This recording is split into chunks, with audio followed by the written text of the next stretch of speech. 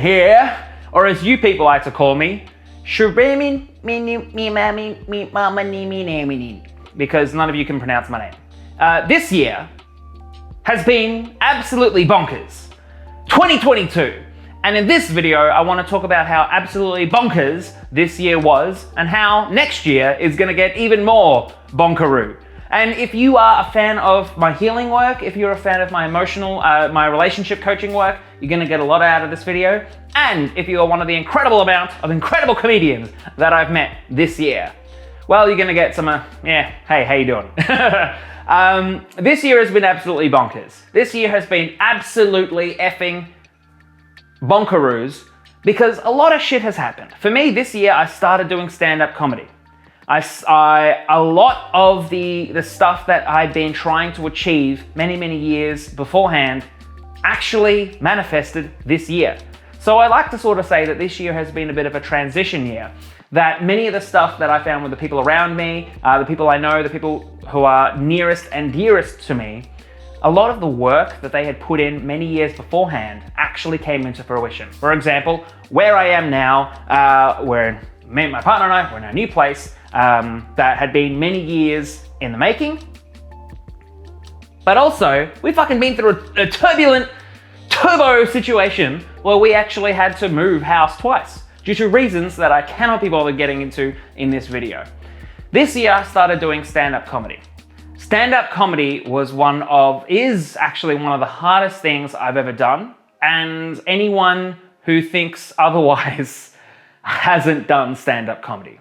I talk a lot about on this channel in the past, on my YouTube channel, wherever I post this, about the process of emotional healing. That is the process of letting your emotions run their course, that anxiety is the solution to anxiety, and often that in some cases, I say some cases because you know what, that's my safe way of saying it, but sometimes depression is the solution to depression. For me, curing my depression was a result of emotional healing and surrendering to that, letting it run its course. It was extraordinarily painful. My partner often jokes that I should do a comedy show about it called The Year I Lay Down. But, you know, I can swear to God that the process of emotional healing when doing stand-up has been put to its bloody test. That is, letting myself fully feel the stage fright, the anxiety, the sheer horror that one might experience even going up on stage to do stand-up comedy, but also more specifically, all the self-judgments that go through that I'm not funny enough, or that I can't get it right, or that people aren't going to connect with it. All of the stuff that I had healed on a social level, being a relationship coach, a life coach, an emotional healer, had been put to the test. That was put at a level that I had never fully yet experienced and am still currently experiencing, to be honest. But to be honest, because of the process of emotional healing that I've gone through, if you don't know what that is, just watch any of the other videos on my YouTube channel. But the process of dealing with the sheer onslaught of self-judgments and self-degradation as I'm about to go up on stage has fundamentally made the rest of my life incredibly easy. I am someone who's done what? I've been on radio, I've done like a tour, a lot of public speaking around the topics that you hear me talk about now. But the moment I'm like, all right, it's time to be funny on stage, holy crap-a-moly, all of that experience just went completely out the window. Why? Because honestly, there are different blockages that you will have when going towards actually presenting yourself on stage, towards being a stand-up comedian. If I'm to go up on stage and talk about a topic, for example, relationships, I could do it for hours and hours and hours on end. I have an intense amount of experience towards it. I've got an intense amount of understanding towards it. And so I'm literally just sharing what I know. If I add funny to that, suddenly, you know, I'm charming. I'm like, relationships, joke. And you're like, ha, I like this guy. If you're to scrap that entire thing and just be funny first, suddenly it's an entirely different experience. It's more vulnerable than anything else that I have done, and I am fucking loving it. A lot of people will say that they stand-up can become something that they can become addicted to. I definitely have become addicted to the process of meeting people, the networking, the connecting with the people. What do I want to achieve? What am I trying to get out of it? Trying to connect with an audience member. I'm incredibly lucky because there's a very talented comedian who's Melbourne based called Ashley Fills a Me, who when I first started, I spoke to him and he was like, yeah, you got a relationship with the audience. They know. And I was like, fuck, I'm on the right path. I know all I have to do is heal my relationship with comedy, my relationship with the audience, and often my relationship with writing jokes or understanding jokes and all that sort of stuff. And kablamo, I've got an immediate connection with the audience. And I'll be able to have that flow. And when I'm in the flow state, when I have a lot less blockages, because say for example, I'm dealing with an audience I've met before, or I understand, or I don't have any mental anguishes about, which I'll explain in a second, I know that no matter what happens, I'm gonna fucking make it work. Either if I'm working with new jokes, working with old jokes, or have thrown all my jokes out the window and making shit up on the spot. I know without like any form of doubt that shit is gonna work and I'm gonna absolutely kill it on stage. On the other hand, if there is a blockage in my pipe as far as connecting with the audience is concerned, I know suddenly long story short, stand-up comedy is a little bit like driving down a highway at 100 kilometers an hour, and relationships is sort of like you're on a bicycle. When you're on a bicycle, you get the chance to see what's going around you. When you're driving down the highway at 100 kilometers an hour, you better know you fucking know how to drive. Otherwise you'll crash. You don't have a real, like the things that you are seeing is at a different speed. So if I go up on stage and I have a blockage, for example, one time I went up on stage, I was exhausted. I had to basically pull everyone from the street into the audience, like with my raw bare hands. And there was an elderly couple in the audience. And I had that prejudgment. So I was like, oh no, they're elderly. They're not gonna like these jokes. And all of a sudden, the blockage, the flow of my pipe when it comes to actually performing has slowed down, and I am not connecting with them as authentically as I could.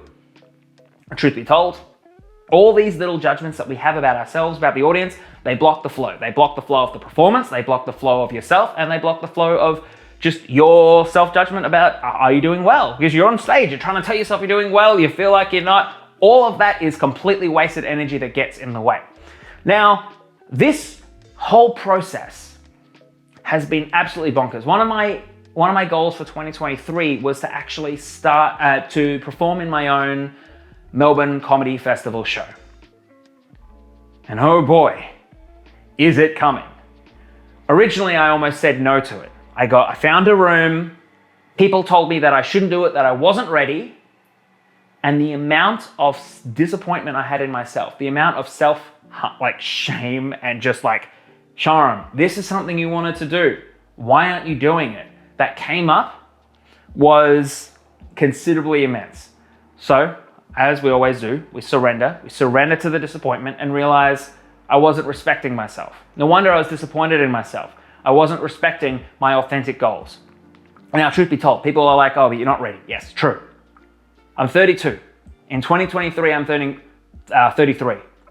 I will die someday, which means any failure that I might accomplish or create by trying to start my own comedy festival show and hypothetically failing is going to end one day when I die, or maybe a minute afterwards, who cares? So what I'm saying is the pain of failure does not last forever. So let's fucking give it a go. Now, other things that have happened have been I got a job. Woo! But Sharam, isn't this your job? Life comes and life goes. People who tell you that they just do one thing are lying to themselves. We do a lot of things. We just don't let ourselves do as many things as we'd probably like to sometimes. Before I got into comedy, before I tell you about that, the reason why I got into comedy was because in 2021, at the end of the year, I was meditating and surrendering my issues around life and what I want to do next and all this sort of stuff. And one of the things that came up was this idea that I had to do just one thing. That for my whole life, when people have asked me as a kid, what are you going to do when you grow up? I always thought that meant one thing. Now I'm grown up now. I fucking hope so. And so I started to be like, all right, what else do I want to do? And when it came to coaching, I always thought once I make it big as a coach, well, then I'll move into comedy. Because then I've proved something to myself. I'll have learned something that'll make it work. And it's like, fuck, if I want to do comedy, why don't I just do fucking comedy? And the other thing that came up was that well, last 2021, at the end of 2021, I was like, well, 2022, I should do comedy. I'll just, I'll go to shows, I'll figure it out, I'll figure this out. And so when 2022 started, I was like, oh shit, it's this year. I better fucking start. And so I got a job. I got a job during the year.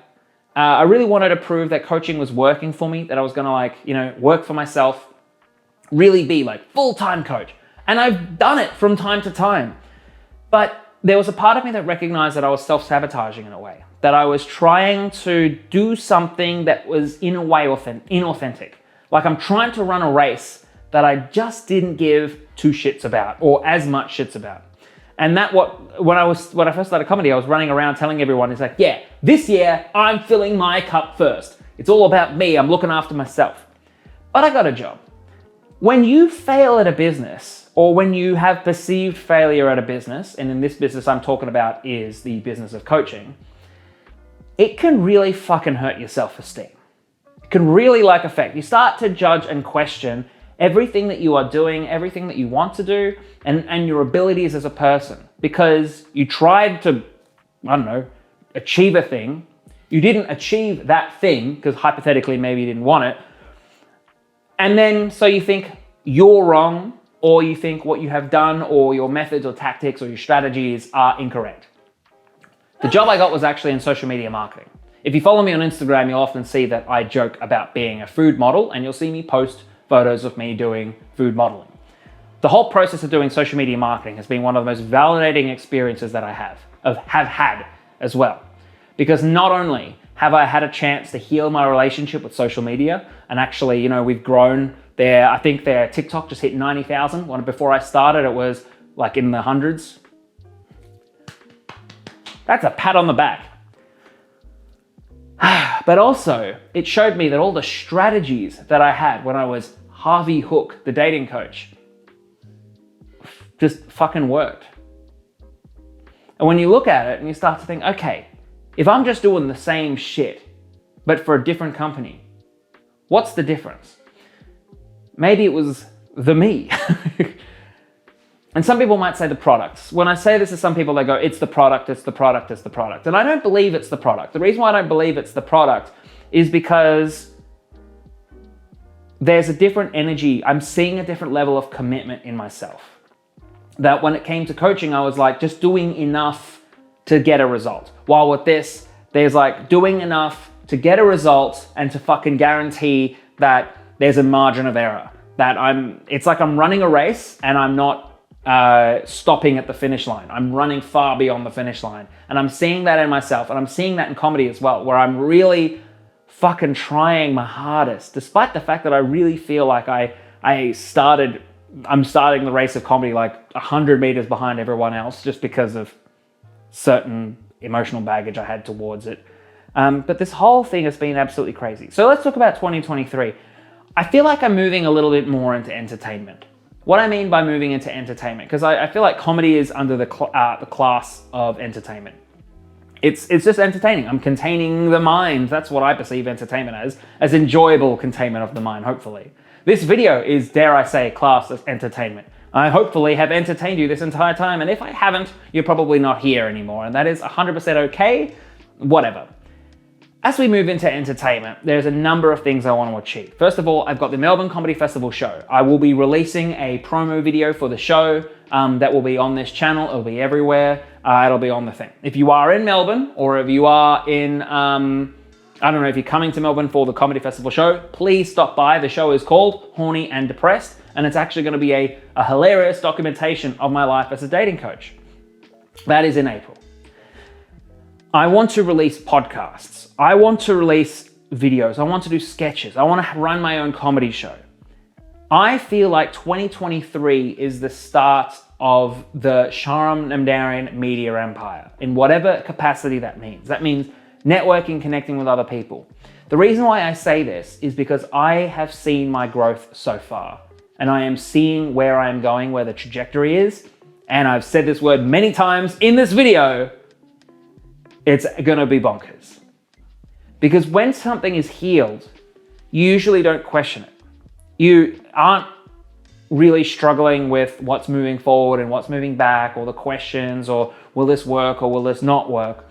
When something is truly healed within you, you find yourself in an absolute flow space of thought and action, and yeah, people call it the flow space. It's like, for example, getting a glass of water. You don't really have many issues with getting a glass of water. You just go and you get it. Now, for me, seeing the trajectory of my healing, the trajectory of my own behavior, it has been absolutely ridiculous to see the amount of inner peace and happiness and growth. Me and my partner, one of the things we talk about is just how good life is. It's a bit confronting. It's almost like it feels unsustainable sometimes. And then we process that. We're like, why does it feel unsustainable? Does it have to feel unsustainable? We can figure it out. Financially, this year has been one of the best years of my life. It's been really stable. It's been really easy. And I didn't realize that the entire time, what is the phrase? Nobility and poverty. There's a nobility and poverty phrase where it's like, Wolf of Wall Street. It's like, there is no nobility in poverty. And it's like, yeah, like I realized that I got a kick out of struggling financially. That whenever I was actually successful in something, I would take that away from me because I didn't believe I was ready for it, or that it was too hard, or that it should have been harder. And so I believe, like for example, one of the things I've noticed in relationships is that when someone's in the right relationship, it'll help them heal. It'll force all the stuff that they are wanting to usually run away from other people are reasons to love that person. And I'm seeing that happen with comedy. I'm seeing that happen with just my life in general, that usually the things I would hate or be annoyed by suddenly become things that really empower me. And I'm really excited to see where the future goes. So next year, like I've seen my fitness. Oh, that was the third topic I wanted to talk about. How you doing? If you're still watching this or listening to this, congratulations. Fitness. One of the things through 2023, I really wanted to knuckle down on my relationship with my own health. That was to completely let go of control of my health in a way, and to surrender to how I felt, which was that I really want to look after my health, that I felt fat, that I felt bad, that I felt like I wasn't in control, that everything that I did was actually detrimental to my health. And there was a breaking point where I was surrendering, maybe around 3 or 4 months ago. I can't quite remember. And something clicked in me. And I was like, look, I have been stressing about health for my whole life. Clearly, I like stressing about my health. Why? Clearly, I like enjoying it. Like I like to think about it. And then I realized, oh, wait a second, I clearly like thinking about health. Why don't I just let myself enjoy thinking about health? And it made me realize from there on that it didn't matter if I was going to the gym. I was really beating myself up emotionally for not going to the gym. It didn't matter if I was eating healthy. What mattered was that I was working on my health, or my relationship with my health. That is the core, for me at least, what that was. So it didn't matter if I was learning about supplements, or learning about more about how my body works, or actually doing physical exercise, or actually taking a supplement. All of those counted as points in the health category. Suddenly, bam, I was back at the gym because it took all the pressure off it. Suddenly I was going. I found a program. It was the Arnold Classic 6. And all of a sudden I was then doing, I don't know, every few weeks I just added a bit more. Now it's the Sharam Classic 12 or some shit like that. And kaboom! Look at this. Check this shit out. I've blown up because I learnt about my body. I'm working with it and it's just working. Now I'm starting to learn that I've got to look after my joints and my mobility, because if I want to keep moving forward, you got to look after what's going backwards. And so that journey alone taught me a lot about relationships and stuff as well, because I used to do a lot of videos that are like, look, if you just work on your healing, the relationship shit will sort itself out. And when it comes to relationships, it sort of does, but some people need a little bit of pointing in the right direction. The reason why on this channel I switched from giving you cold hard advice to just be like, feel your emotions, was because 90% of the time I found if you felt your emotions, the issue resolved itself. For things that require a little bit more insight, like the human body, or engineering or doctors and stuff like that. It's really nice that we have people out there that can support you in things like that. But yeah, so this year's been absolutely crazy. Really appreciate you listening all this way. It's been an interesting year. We moved twice. You know how hard it is to move house once? That shit's hard. Twice? That's a lesson I noticed, because the first time I was like, I got to surrender all my issues around moving house. So the second time it was suddenly a hell of a lot easier. I processed so much fear of public speaking, being around other people, that I didn't actually realize I had. Because suddenly it's like you're lifting weights heavier than ever before. So you got to like look at things differently, or compound muscles and stuff. To see my own business acumen actually how it is, that I'm actually smart with business. For some reason, I was just telling myself I was dumb the whole time. And to see it applicable into something else has been absolutely wonderful. To see my health grow, to see the joy that I get about learning about health and connecting with new people and performing and making people laugh and all that stuff, it almost seems a little bit too good to be true. So let me know, do you have anything that you've been on a journey with that 2022 has been really good for you? Maybe you found it a bit hard.